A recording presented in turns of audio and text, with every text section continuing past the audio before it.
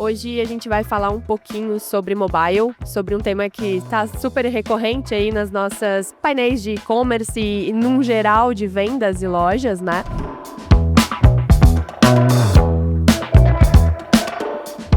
A gente vai estar aqui hoje com a Ana Coimbra e o Matheus Rocha da Kolbe Apps. E a ideia é a gente trocar um pouquinho justamente sobre o quão importante é hoje em dia a gente ter esse aplicativo não só sobre vendas, mas também sobre relacional com o e-commerce. Mas antes da gente dar esse start, eu vou dar um espaço para vocês apresentarem um pouquinho o projeto da Kolbe, falarem um pouquinho, apresentarem vocês, então fiquem super à vontade. Oi, gente, bom dia, bem-vindos aí, obrigada pelo convite, um prazer estar aqui. Eu sou a Ana Coimbra, eu sou atualmente Head de Produto na Kolbe.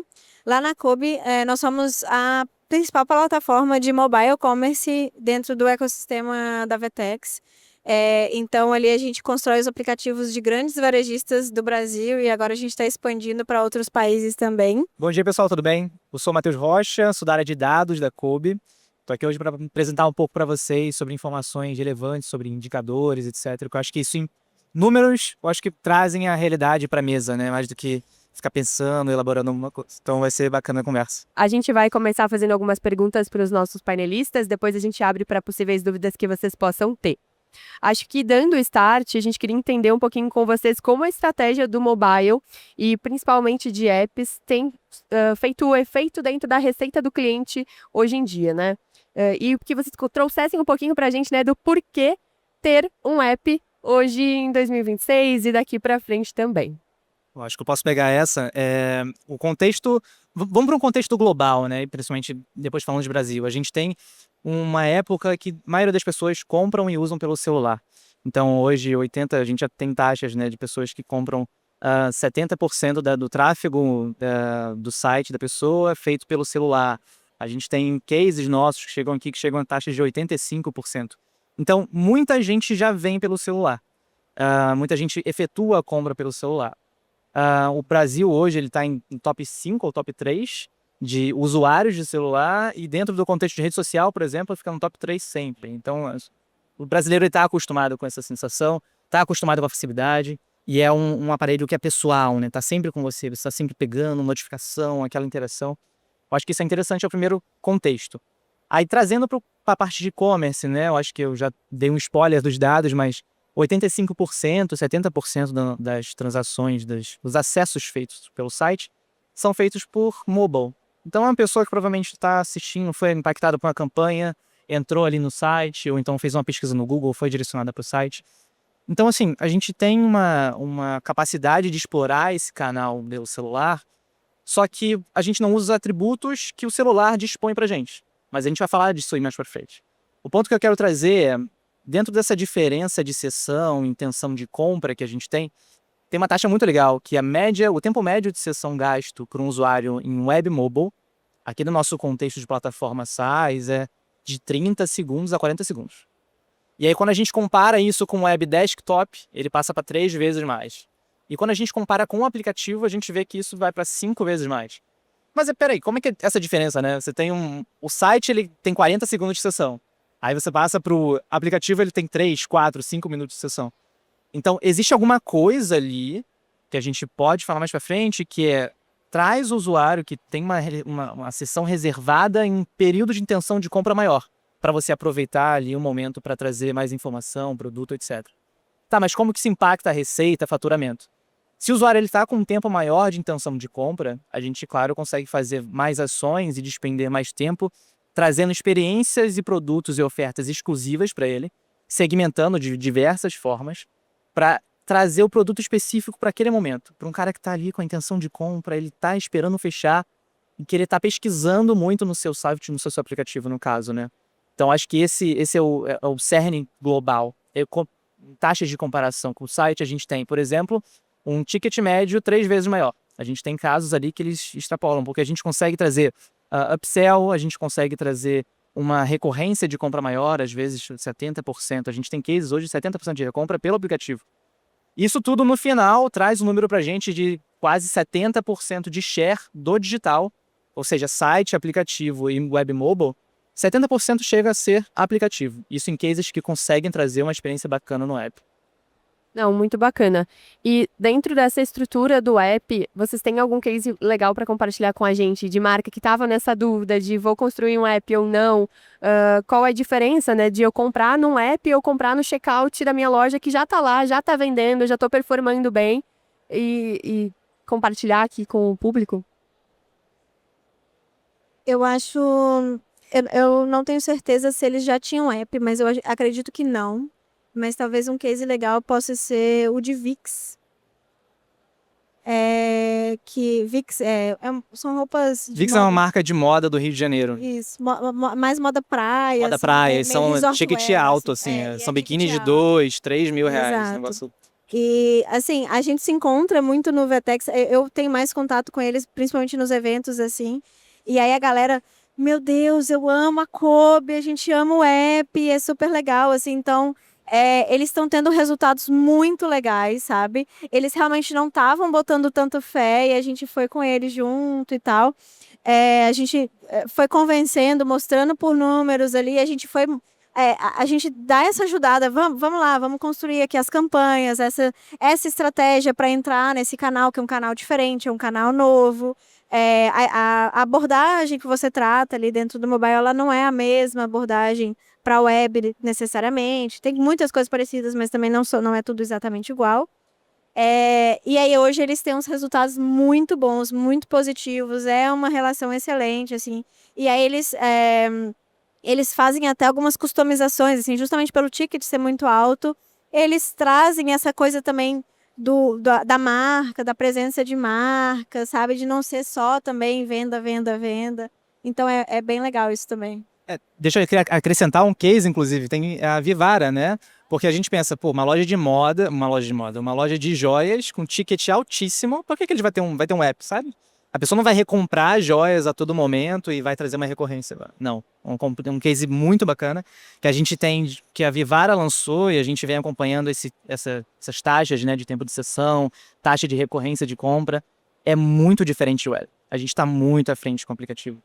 Então, eu acho que a Vivara também traz muito essa experiência, né, de compra, não só de compra, mas experiência inspiracional. O aplicativo ele é uma base de conhecimento também para você conhecer. Muito legal, muito legal. Isso. Eu acho que tem 3 segmentos que é quase certo, assim, é quase certeza que vai dar certo, assim. Moda, principalmente moda com ticket um pouco mais alto. Moda e acessório, né? Supermercado e farmácia. Esses são... Aí a área de dados aqui deve estar aqui para não me ajudar a mentir. Mas são 3 segmentos que, assim, vai ter um app, é certeza que vai dar certo, assim. Porque é recorrência alta, é presença de marca forte, aumenta ticket médio. Então, é sempre uma receita de sucesso. E acho que muito do que faz diferença como consumidora, né, é o relacionamento que a gente comentou com a marca. A gente estava comentando aqui anteriormente, quando a gente estava alinhando o painel, que muitas vezes a gente tem os aplicativos das marcas ou que a gente usa no dia a dia, como tu comentou, a farmácia vai estar sempre ali, porque eu vou precisar, eventualmente, eu já sei qual é o prazo de entrega, eu já sei como funciona o ambiente da compra, como também marcas que a gente gosta e admira e quer estar sempre entendendo o que está acontecendo. E acho que muito do que a gente falou é que o app ele extrapola só a parte ali de tu fazer a compra, de tu finalizar essa compra, e ele entra no relacional com o cliente, né? Se vocês quiserem comentar um pouquinho mais sobre como vocês trabalham com isso, né? De tornar uma experiência mais completa, do cliente se sentir parte, acho que é interessante. Claro. O legal, assim, quando a gente está tratando de mobile, né, de celular e tal, aqui o que a gente tem é a presença. A marca, ela está presente a todo momento, a qualquer lugar. Porque, assim, aqui eu tenho certeza que todo mundo trouxe o seu celular, mas nem todo mundo trouxe o seu computador. Então, se você está ali dentro daquele celular, você está presente na vida da pessoa. Então, se eu tenho o aplicativo baixado, vai ficar aparecendo lá na minha página dos aplicativos, na minha página inicial, aquela marca sempre, e aquilo vira um hábito, sabe? Eu tô vendo, eu tô lembrando dessa marca, eu sei quem ela é, eu sei que ela existe, eu vou abrir aqui só para ver qual é que é, como é que é. Eu recebo uma push, eu recebo uma notificação, eu recebo uma comunicação, e E aí e aquilo ali na neurociência, né? Você vai lembrando daquilo, você vai tomando um carinho por aquela marca, você vai entrando nela ali, vira um hábito para você entrar naquele aplicativo. E com isso você consegue todos esses resultados aqui que o Rocha também trouxe no início, que é justamente, eu tenho uma seção maior, porque eu tenho mais contexto ali, então eu tenho muito mais informação daquele usuário, porque ele fica mais tempo na minha plataforma, ele interage, eu tenho mais informação do meio ambiente que ele está, né, da estrutura ali que ele está.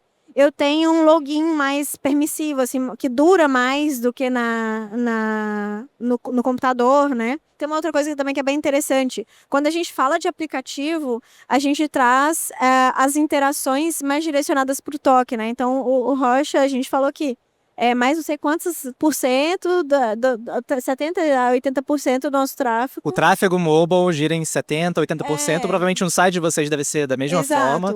E aí reaproveitar esse mobile, essa taxa, né? Exato, só que aí justamente o site, ele foi pensado para ser usado com mouse. E aí quando a gente traz um aplicativo, ele é pensado para ser usado com toque. Então, isso já mexe muito na nossa experiência como consumidor ali de uma marca, né? Então, eu tenho no long press da vida, eu não tenho um scroll que não funciona, um scroll lateral que funciona junto com outro scroll lateral e as coisas não se combinam muito bem, sabe? Então, são coisas que a gente consegue trabalhar quando a gente está tratando do mobile mais aplicativo mesmo. Não, perfeito. Até porque é mobile first, né? E quando a gente está falando necessariamente de uma plataforma e-commerce que é pensada para o desktop, às vezes é completamente diferente. Às vezes a gente se encontra com um site que a gente percebe que, eu não deveria estar fazendo essa compra pelo telefone, porque não está funcionando. E aí, depois, quando tu entra no desk, tu entende, não, agora tá certinho, agora eu tô enxergando esse site da maneira correta. Acho que faz total diferença. E mais do que isso, acho que se vocês puderem compartilhar com a gente quais são os principais elementos que tornam essa experiência mais eficiente. Então, como vocês pensam essa experiência, das etapas que ela já constrói. Sei que muitos apps, logicamente, a gente já consegue pular toda a parte de dados, porque o cliente já tem um login, a gente já tem esses dados. E até me surgiu agora, a gente acabou não conversando sobre isso, mas como é também essa questão de dados? A gente tem mais dados, provavelmente, quando o cliente está dentro de um app, porque ele fez um prévio cadastro, a gente está entendendo um pouquinho mais sobre como ele compra, quando ele compra. Então, se vocês puderem falar sobre esses elementos, né, não de vantagem em si, mas de construção desse app, do que é importante para ele, acho que pode ser interessante também. O web ele tá mais suscetível a uma salada de fruta do que o app. Por quê? Imagina que hoje a gente tem um notebook e, apesar dele ser pessoal, você consegue muito mais facilmente compartilhar ele, por exemplo, com um parente, alguém que vai mexer no seu computador e vai fazer uma navegação completamente diferente da que você está acostumado. Como o celular é mais pessoal, ele traz uma ênfase de dados que você está acostumado mais a mexer. Você geralmente não empresta muito celular para mostrar um produto ou alguém ficar navegando muito tempo. Ele mostra, você mexe um pouquinho, devolve, tá tudo certo. Então, assim, a gente tem essa diferença já de primeira parte. E a segunda coisa é que no aplicativo a gente consegue captar mais informações do que na web, por causa dos recursos nativos. Então, se a pessoa está com uma localização completamente diferente do endereço de entrega, a gente já consegue saber. Provavelmente todo mundo que já experimentou no iFood, quando você vai pedir de um lugar diferente, ele fala, opa, tô vendo aqui que você tá diferente, cara. Tem certeza? Aí ele vai e você confirma ou edita o endereço. E assim, essa é uma das funcionalidades do recurso nativo que a gente tem no aplicativo que traz esse potencial de você trabalhar localização, push notificação. A gente estava comentando, né, da notificação do McDonald's, por exemplo, que a gente tem a localização ativada, com push ativado, e quando você passa perto de uma loja, pum, dispara ali uma notificação. Tem uma loja perto de você, vai lá que tem um desconto exclusivo. Então são coisas nesse sentido que a gente consegue trabalhar para conseguir gerar mais conversão, conseguir gerar mais informação e retroalimentar todo o ecossistema, né? E acho que também traz um sentimento de ser especial para aquele cliente que está provando ter esse aplicativo. Porque ele acaba recebendo essas notificações no momento certo, ele acaba tendo mais informação sobre a loja. E eu e a Ana até estava falando, eu nem ia comprar na Shein, mas no fim das contas recebi um push, tem uma promoção nova, tem um cupom que vai durar ali tantos minutos e aí você vai finalizar essa compra, né? E acho que também é interessante a gente trazer dentro desse escopo da compra dentro do aplicativo, né? como que a gente consegue diminuir essa fricção. Então, a gente vai ali passando pela fase da escolha, a gente vai passando pela fase daí chegar em pagamentos, selecionar a entrega. Como que a gente consegue reduzir essa fricção de compra e como consegue ser mais inteligente a compra pelo aplicativo nesse sentido também, tanto de pagamento quanto da finalização da compra em si. Porque a gente falou muito do toque, né, de ser planejado para o toque, mas a gente também sabe que é interessante a gente reduzir os toques, né, sempre. Então, acho que é bacana a gente trazer um pouquinho disso. Eu posso começar, depois você continua. Mas, assim, isso, inclusive, digamos que é uma briga que a gente tem muito forte com vários dos nossos clientes, principalmente os nossos novos clientes, que são muito acostumados à web, assim, que eles querem botar tudo na tela. Coloca tudo quanto é informação, tudo ao mesmo tempo e tal. Aí a gente fala, pera, calma. A tela não tem 15 polegadas, ela tem 6, sabe? Ela é pequenininha, calma, vamos lá. Aí a gente começa a trazer o que realmente importa e o que é relevante. Então vamos focar no que importa e no que é relevante. O meu espaço de tela ele é muito, muito, muito mais reduzido. Ele é muito menor. Então aí a gente começa a olhar para priorizar as coisas. Que tipo de informação realmente é importante ter aqui naquele lugar? Porque eu tenho um lugar muito escasso, né? O meu espaço ele é muito pequeno. E aí, nisso, a gente começa a olhar para as informações dos dados. Então, o que realmente me ajuda a converter ali? O que realmente reduz a fricção? É a foto, é o preço, é não sei o quê, beleza. E a descrição? Cadê? Tá, a descrição ajuda, mas não tanto. Vamos botar um botãozinho aqui que vai para uma próxima tela. Porque lá na próxima tela, aí eu tenho um monte de coisa, aí eu tenho todos os detalhes. Porque aí só realmente quem tiver meio em dúvida e não sei o quê, aí que vai entrar e vai abrir. Mas aquela pessoa que já sabe o que quer, que já está um pouco mais decidida, eu vou dar menos fricção para ela. Eu vou fazer um checkout em 2 cliques. Que eu já clico ali, eu já tenho todos os dados daquela pessoa, porque, enfim, é o celular dela, é pessoal. Então ela já está ali, eu já sei praticamente tudo da vida dela, eu só preciso que ela mostre a intenção dela de comprar. Se ela tem intenção de comprar, já está comprado, comprei, entendeu? Adicionar ao carrinho, pagar e acabou. Não dá nem muito tempo dela raciocinar que ela comprou alguma coisa. Então, é mais ou menos esse o caminho que a gente tem que seguir quando a gente está pensando nessas estruturas de fricção e tudo mais. Aí, se o Rocha quiser completar. Inclusive, você fez uma análise recente disso, né? Sim, não, e eu comentar dessa parte de experiência, né? A gente pensa muito sobre como trazer informações da maneira ideal para o usuário. Só que a gente está numa realidade de e-commerce que tem diversas áreas pedindo um monte de coisa, né? A gente imagina que, sei lá, o setor de entrega logística precisa de uma informação específica e a gente precisa botar isso no formulário. Daqui a pouco, quando você vê, tá todas as áreas pedindo alguma informação e tá todo um formulário gigante de 100 perguntas. E aí você passa todo esse seu problema interno, né, pro usuário. E é isso que a gente quer evitar. A gente tenta criar uma barreira de, beleza, o que é essencial a gente pedir? A gente consegue pedir informação para o time de logística de outra forma?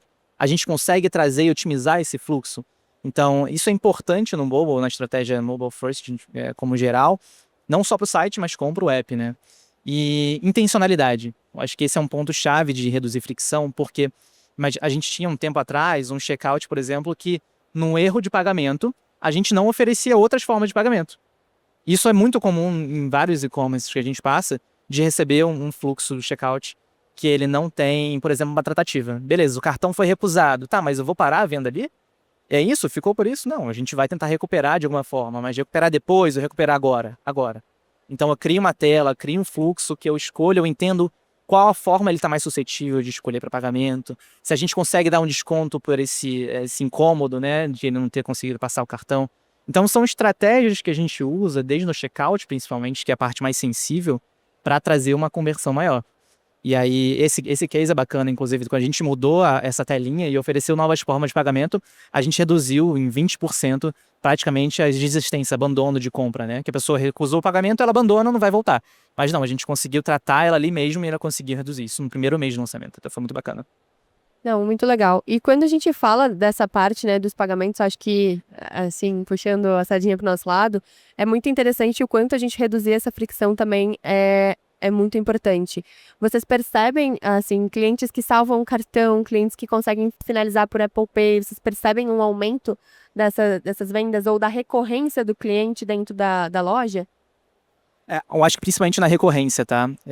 A gente tem cases que implementaram o Apple Pay, Google Pay, principalmente, que são carteiras digitais que facilitam a compra. Então você tá ali em menos de 2 minutos, você, cara, bota, compra e já sai da loja com o produto. Isso facilita muito a jornada e por facilitar a jornada, você tem uma taxa de conversão maior e uma taxa de recorrência maior, porque você não tem uma fricção em pagamento que o usuário já vai pensar, nossa, qual é o meu cartão? Eu não tô com cartão aqui, como é que eu preencho? Meu Deus do céu. Então, a facilidade do pagamento e a quantidade de métodos disponibilizados, ela é muito importante. Sim, completamente. Como consumidor, a gente sempre prova disso, né? De quanto precisa ser cada vez mais rápido. E sendo mais rápido, a gente compra mais, né? É inevitável. Quando a gente olha pro app, quais são os maiores desafios dessa construção da experiência que vocês sentem, assim? Eu acho que o desafio... A gente tem uma série de desafios, assim. Então, acho que talvez eu possa ir para um lado de segurança, já que aqui a gente está falando muito, né? Estamos aqui na Pag Brasil e tal. E aí tem toda essa questão da segurança da transação, né? Do compliance, etc. E aí, eu trouxe aqui até 2 principais desafios. Que é, primeiro, o desafio da própria conexão. Então, é eu conectar, né, a nossa plataforma, conectar com a Pag Brasil, por exemplo, de uma forma segura, de uma forma que os dados, tanto pessoais, quanto financeiros, quanto, enfim, qualquer tipo de dado, não vaze, não entre, né, não seja acessado por quem não deveria ser acessado. E aí, fazer uma conexão segura ali, isso é um grande desafio. E um outro desafio da própria propriedade intelectual. Então, assim, a gente conseguir evitar que alguém tenha acesso ali ao seu código-fonte, digamos assim, ou a regras que você implementa, às vezes a chaves de acesso, informações que não deveriam ser vazadas. Isso acontece muito através da engenharia reversa. E eu já fui dev por algum tempo atrás, e vocês não têm noção quão fácil é fazer uma engenharia reversa num aplicativo Android. Então, é realmente muito fácil. Principalmente no Android. No iOS é um pouquinho mais difícil. Mas é por isso que a gente precisa trabalhar as boas práticas, né, de segurança da informação. Então, e aí lá na Kobe a gente faz isso. Eu lembro que justamente nessa época, quando eu descobri o quão fácil era fazer uma engenharia reversa, eu montei uma documentação assim, gigantesca de várias checklists, várias coisas que a gente precisa fazer, que é trabalhar a criptografia ponta a ponta da conexão. Então, eu criptografo do meu lado, a Pag Brasil criptografa do lado dela. A gente tem uma criptografia que ninguém no meio vai aparecer e roubar essas informações. A gente trabalhar, isso a gente chama de SSL pinning, né? A gente trabalhar também a ofuscação do código, que aí quando eu ofusco o meu código, beleza, quer fazer engenharia reversa, pode fazer, você não vai entender nada do meu código, não vai entender nada do que está ali, porque eu ofusquei a maior parte do meu código. E trabalhar a sanitização das informações, mascarar dados que sejam sensíveis, que vão trafegar, tokenizar informações de pagamento, etc. Então, acho que tudo isso são desafios grandes, mas por outro lado, já que eu estou aqui tratando de segurança, eu acho que é legal também falar um ponto positivo que a gente tem no mobile, que é a redução de fraude. Então, dificilmente uma transação fraudulenta ela vai ser feita no mobile. Pode acontecer? Com certeza, pode, sempre. Sempre tem doido para tudo. Mas é muito mais difícil de acontecer, porque você estruturar ali, por exemplo, aqueles scripts que vão ficar testando o cartão clonado, ou fazer um ataque de DDoS, esse tipo de transação fraudulenta, no mobile é um pouco mais complexo de fazer, não é tão fácil, igual é na web, por exemplo. Na web é bem mais simples. Então é bem mais difícil disso acontecer. Fora que você tem que ficar botando um monte de robozinho de celular rodando, enfim. É bem mais complexo. Isso é super interessante, né? Porque a gente já fala que quando tá na loja da web, se tu fecha o checkout, tu já tem um pouco menos fraudes quando a gente olha para isso, e em contraponto a gente também tem menos conversão, né? Mas quando a gente fala de mobile, que o cliente ele já se convenceu que ele vai estar dentro daquele ambiente, ele já escolheu baixar o aplicativo, a gente tira essa fricção de tu ter um checkout fechado dentro da web e a gente traz a segurança por outro lado, né? Exato. E aí, quando a gente também tem uma trava de segurança lá, que é justamente, a gente só abre o aplicativo se ele for baixado oficialmente das lojas. Então, se você baixar, porque também existe um jeito, como eu falei, é muito simples você fazer uma engenharia reversa, você consegue baixar um APK, que é um instalável ali do Android, e instalar ele diretamente, sem ser pelas lojas. Só que a gente botou essa trava e você baixar o aplicativo das lojas já vira uma prova social. Você já sabe que você já não é um robô, assim, né? O sistema já sabe que você não é um robô, no mínimo, assim. Então já ajuda justamente por isso. Não, muito legal. Pra gente encerrar aqui uma pergunta mais conceitual para vocês acham que o app, ele ainda é um diferencial? Assim, é um diferencial essa loja ter um app, ou ele já virou uma obrigação competitiva para as marcas? Assim, pra mim, de novo, eu acho que para alguns segmentos é obrigatório. Supermercado, farmácia, alguns segmentos dentro de moda eu acho obrigatório. Marketplace também eu tenho visto que tá meio obrigatório, assim.